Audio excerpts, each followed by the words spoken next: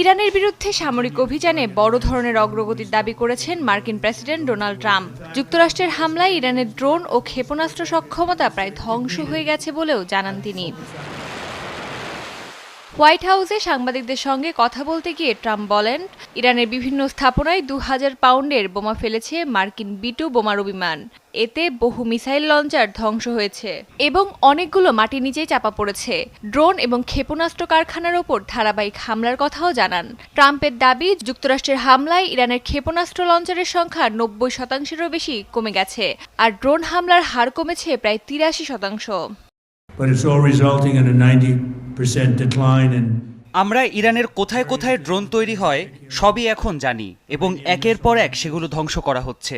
তাদের missile launcher 90%-এর বেশি ধ্বংস হয়ে গেছে। ড্রোন হামলাও প্রায় পুরোপুরি কমে গেছে। চলমান অপারেশন এপিক ফিউরি খুব দ্রুতই শেষ হবে বলে দাবি করেন ট্রাম্প। বলেন, যুক্তরাষ্ট্র তাদের প্রাথমিক ধারণার চেয়েও সময়সীমায় অনেক এগিয়ে আছে। ইরানের নেতৃত্ব বড় ধরনের আঘাতে জর্জরিত বলে উল্লেখ করেন তিনি।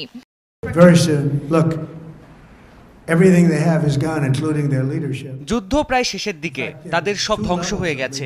গুরুত্বপূর্ণ সব নেতা মারা গেছেন। তাদের নেতৃত্বের দুটি স্তর রয়েছে, আমরা দুটি স্তরই ধ্বংস করেছি। তবে যুদ্ধক্ষেত্রে বিপর্যস্ত হয়ে নিজেদের সামরিক অর্জনকে অতিরঞ্জন করছেন মার্কিন প্রেসিডেন্ট, এমন মন্তব্য করেছেন ইরানের বিপ্লবী গার্ডের মুখপাত্র ব্রিগেডিয়ার জেনারেল আলী মোহাম্মদ। ইরানের মিসাইল সক্ষমতা ধ্বংস হয়েছে, যুক্তরাষ্ট্রের এমন দাবিও প্রত্যাখ্যান করেন তিনি। আমরা জানি আপনাদের গোলাবারুদ শেষ হয়ে আসছে, তাই যুদ্ধ থেকে মান সম্মান নিয়ে পালানোর পথ খুঁজছেন।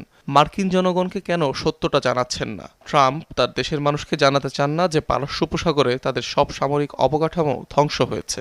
হরমুজ প্রণালী দিয়ে 1 লিটার তেলও সরবরাহ করতে দেবেন না ইরান, এমন হুঁশিয়ারিও দেন IRGC মুখপাত্র।